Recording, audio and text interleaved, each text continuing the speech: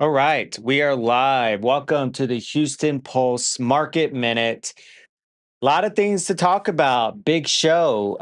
The market update report came out yesterday. It was a little late. I was not happy about that.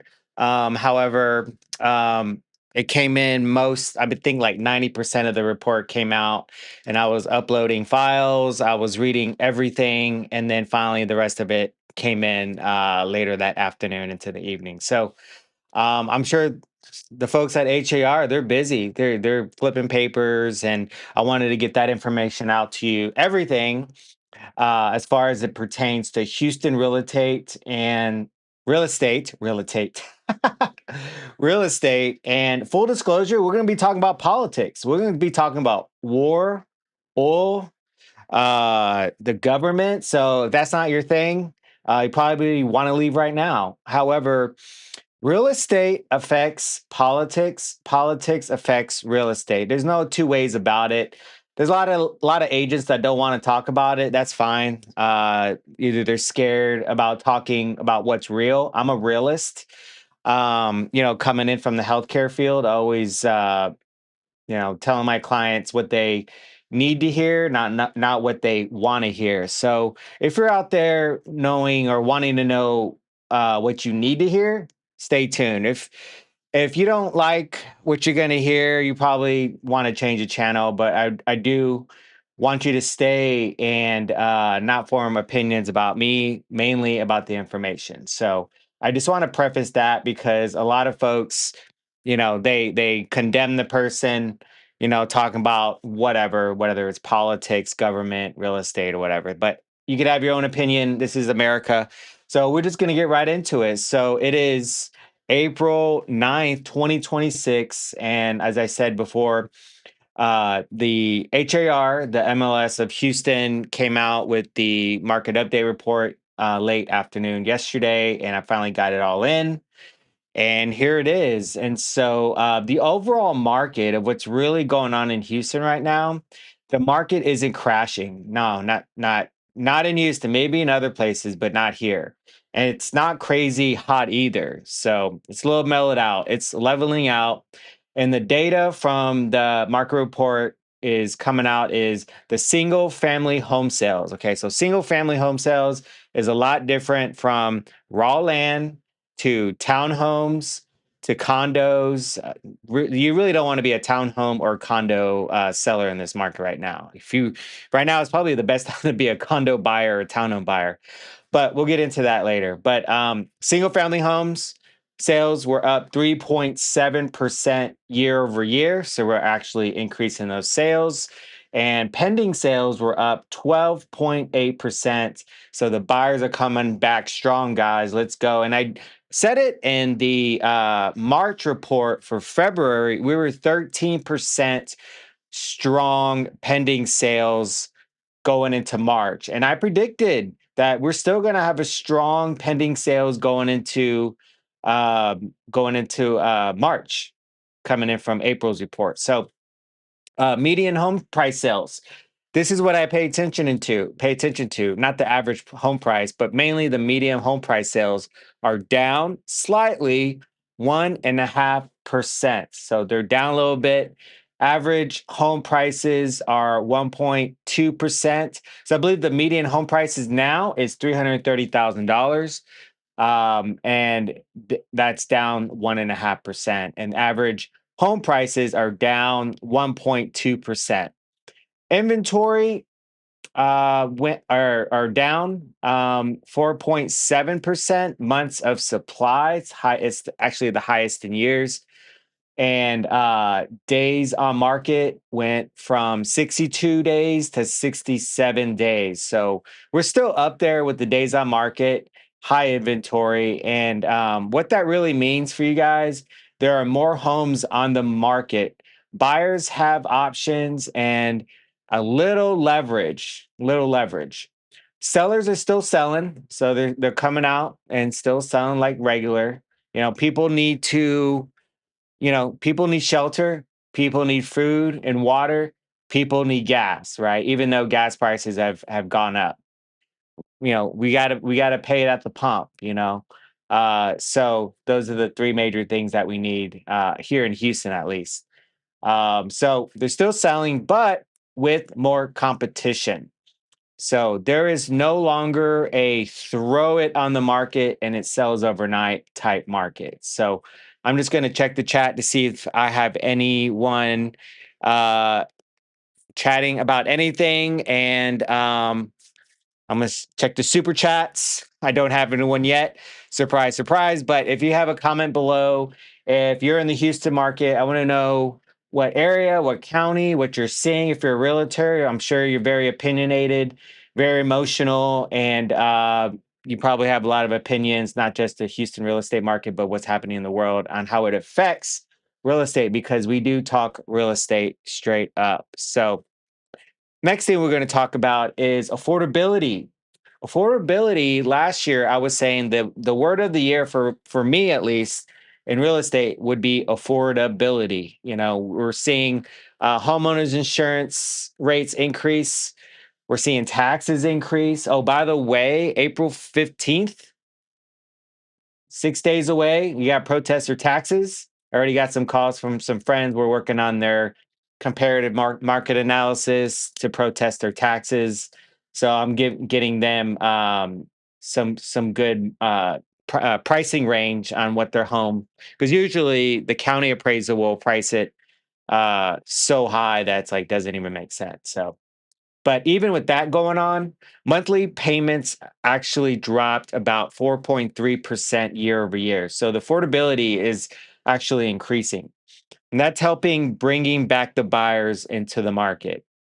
So, translation, buyers are adjusting and not disappearing. The macro pressure here is at the same time. We talked about a little bit about the war. You got the war in the Middle East going on.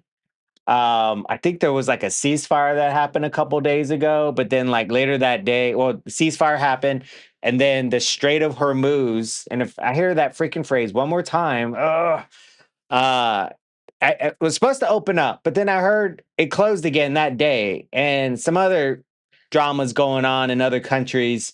So who knows, right? The government's going to do what the government's going to do. The countries are going to do what the country's going to do. So I'm just detailing on how it affects real estate and in my market. So oil prices are moving up and down. We're seeing a roller coaster of the price per barrel of oil.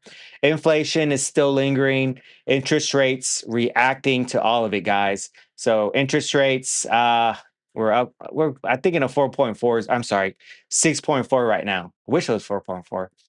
And even with all that, Houston real estate is still holding steady, and I would add strong. Sales are actually up 3 to 4%. Buyers are coming back in the buyer ring. Pending sales up double digits. Talked about the 12.8% of the pendings, but inventory is rising, guys, and prices are slightly softening. So homes are also taking a little longer to sell. We're, almost 70 days on market. I think it just says 67 days. So what does that really mean? Translation, more homes are hitting the market. Buyers are stepping back in, guys. That's a good news for the sellers, but they're more selective than ever. And so the market right now is finally becoming fair and strong and healthy. Buyers have options again, and sellers still have demand, but you've got to be sharp. I'm telling you, sharp on pricing. None of this, they're going to test the market and see what we can get. Because if you do that, count on the listing staying on the market for at least 60, 70 plus. You're not going to have a good time. I'm going to tell you right now. You're not going to have a good time. You can be frustrated at everybody except for yourself because you were the one to price your home over the market value. So, but of course, agents always get blamed for everything. So we'll take the heat, whatever. So um, yeah, so would it be crazy to think that this might be the only windows where buyers have leverage and sellers can still win with that pricing strategy? Okay, so let me know in the comments what's happening. I want to check the chat box, the super chats. Let me see here. We don't have anyone yet, but if you have an opinion, I'm sure you do. put it in the chat box so we can take a quick look at it.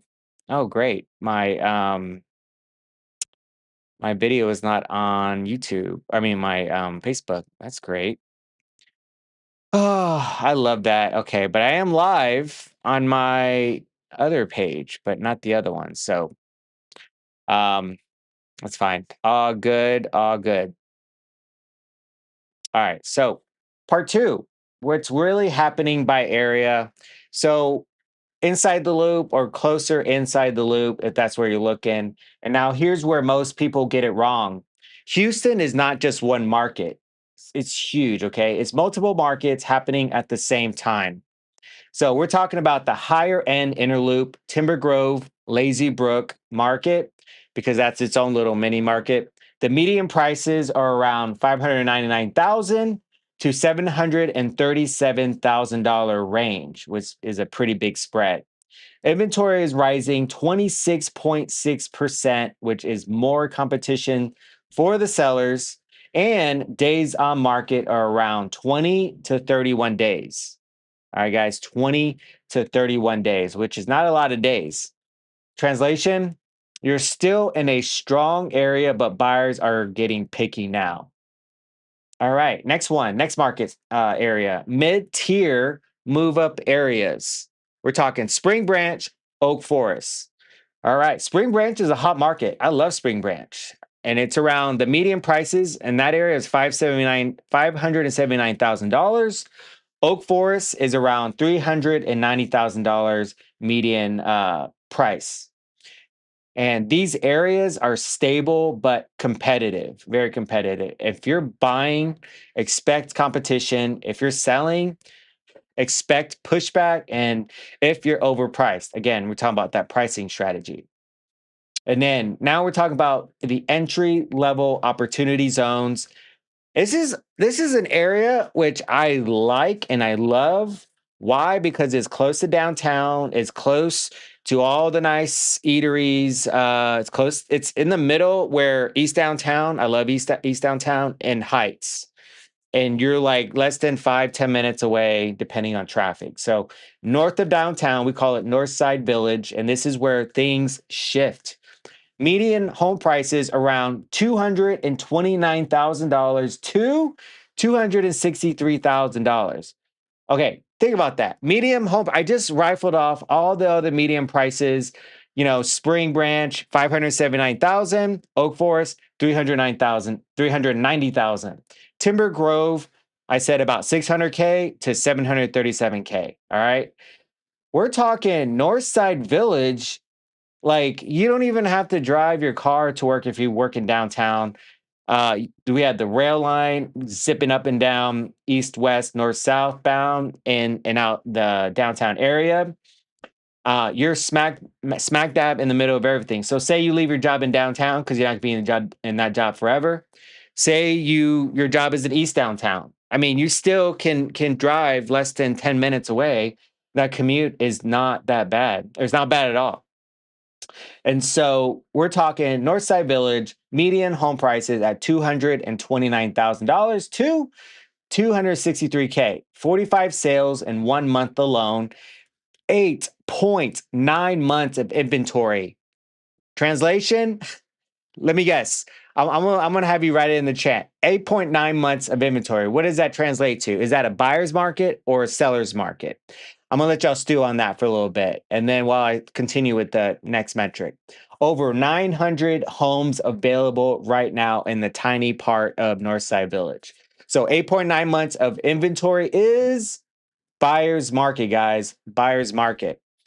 There's a lot of pickings in that area. So this is where buyers have a ton of leverage and where long-term upside lives. And this is where the real breakdown hits. Okay, so you've got three plays here. You had the $200,000 to $300,000 median home prices, Northside Village. You got value plus upside. We talked a little bit about the proximity close to downtown, Midtown, Edo, and all that. The next price range, $400,000 to $600,000, which is Oak Forest, Spring Branch, which are very stable and competitive. And then you have $700,000 plus, which is Timber Grove, which it gets you premium, and the buyers are very selective. Got the same city, but completely different strategies in those areas. So, buyers out there, what does this all mean for you guys? How do we bring it all home? Because I mean, I could rifle off the numbers and the data and the days on market and medium home prices and average. That's what every average agent will do. Will just talk at you, but won't actually explain how this impacts you and either your individual or your family, and all that. So let's bring it all home. So if you're a typical relocating buyer making about $250,000 to $350,000 a year, coming from a higher cost market, looking in that 775K to 900K range, you're not browsing anymore. You're executing a move. And what you really care about is the commute inside the loop. So you're cutting the commute time if you work in around that area, schools and neighborhood stability, flood zones, taxes, insurance, and long term resale value. So this is what you really care about. And how does this market work for you? So, right now, you're facing a real decision.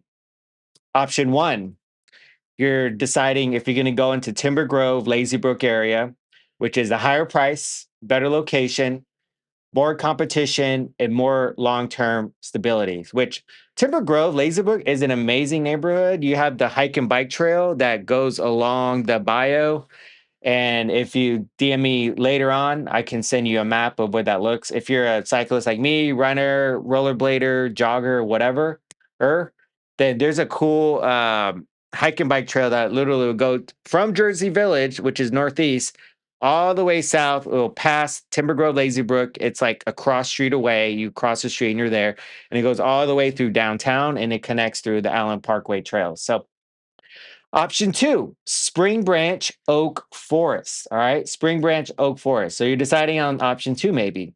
So you got the slightly lower prices, still competitive, good balance of value and location. All right.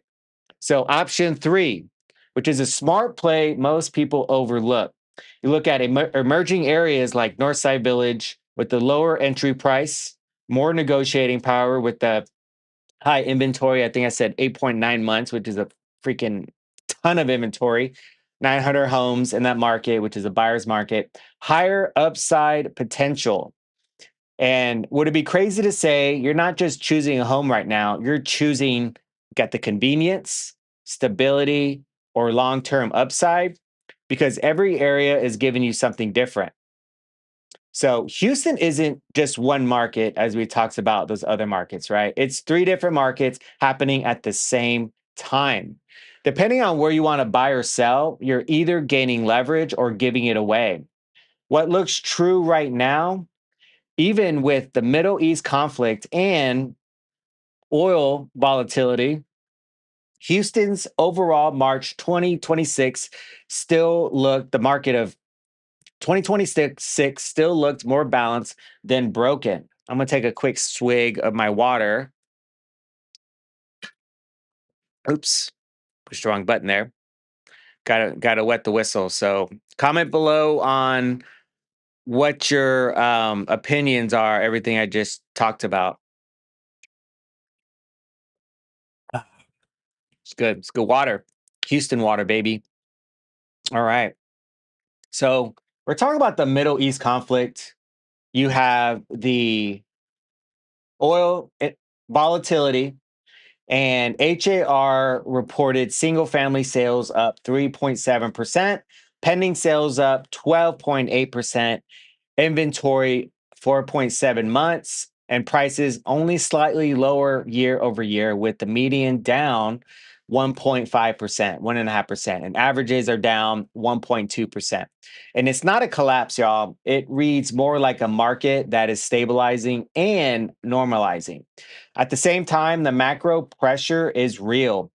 Reuters and Associated Press, okay, both reported that the Iran war and Strait of Hormuz disruption have kept oil markets extremely volatile, with the Brent moving back toward the high 90s which is Brent crude, moving back toward the high 90s crude oil, and WTI.